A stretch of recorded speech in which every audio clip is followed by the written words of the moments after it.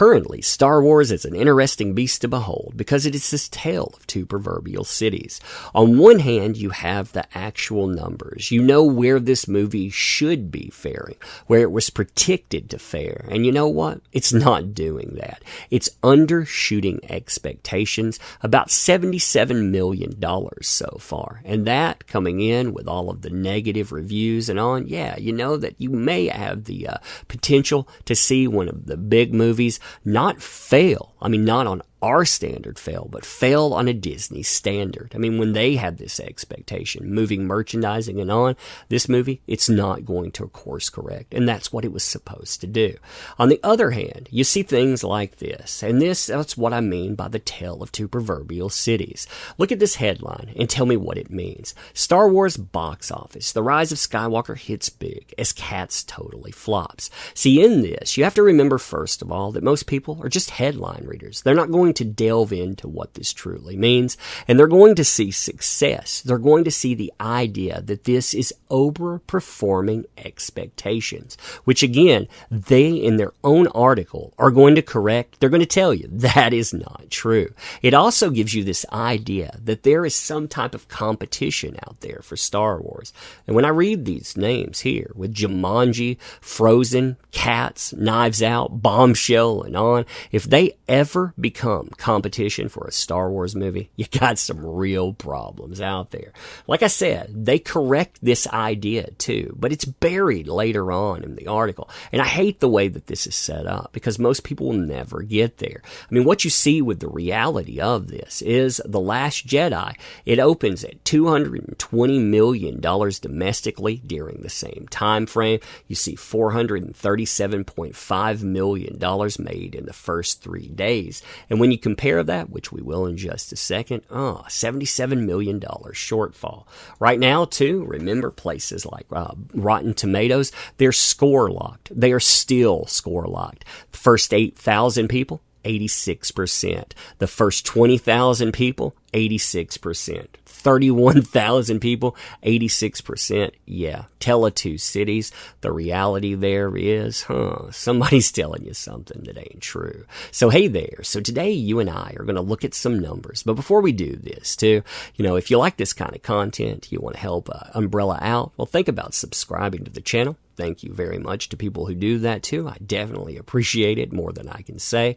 Also, sharing videos because this stuff is power. Knowledge is power. And well, we get shilled to enough. We need to know the truth behind stuff. Also, what helps drive videos is interaction, liking stuff, plus wanting, just saying interaction in the comments. Anything like that helps, and thank you in advance. So looking at the numbers here, the first thing that you have to remember with this stuff is that it has a production value of $275 million. That means that you need to make $550 million to break even. Will this movie make it? Oh yes, definitely will make that type of money.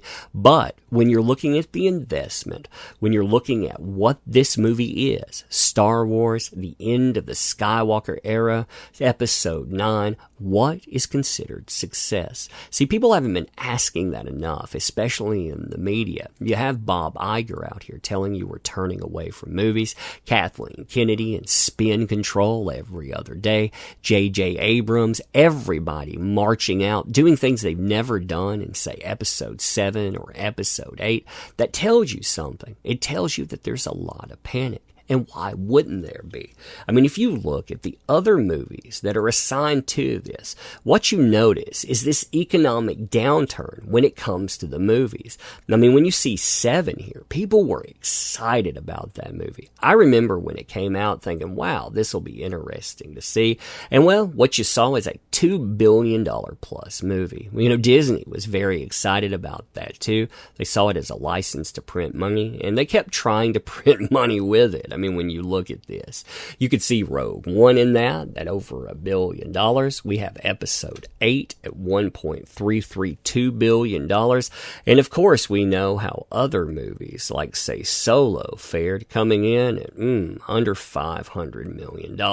So you know how they're looking at this, what they fear in it. And we also see this stair-stepping with main movies where we see economic downturn, each time.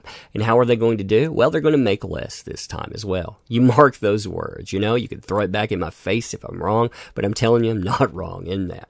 How do you know that? Well, you can look at what the last movie did. Here is Last Jedi. You can see it opened with 45 million versus 40. And well, over the 4-day period, you see 220 million and change made. Compare that to where we're at right now, $175.5 million. You see a domestic issue with this. And again, the reviews haven't hit yet.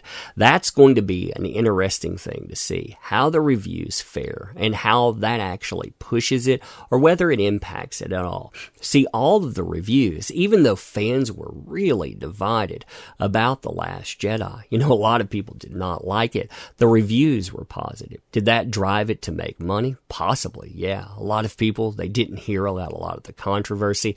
They saw it later on, gave it a 44% audience rating, but still, that didn't hit until later. You could see this thing continue to make money too, continue to rise really well. And it makes you wonder, when we're talking about the rise of Skywalker, are we talking about a box office rise? Because it doesn't look the same, does it? What you'll see, though, are reviews stop popping in right now, and you'll be able to see the predictive model kick in, and that will be interesting. Another thing with international, what you're going to see over time, I don't know how you fix this, markets like China have fallen off. I mean, they're done with Star Wars right now. You saw The Force Awakens. One of the things that made it so much money is that every place tuned in. You had China giving that $140+ million. Now, people are predicting as low as $18 million from China in the entirety of this run. Is that low? Don't know. We'll find out about it as it goes forward. You see the high performers, though, in this are the UK, which the UK, you expect that, 26.8.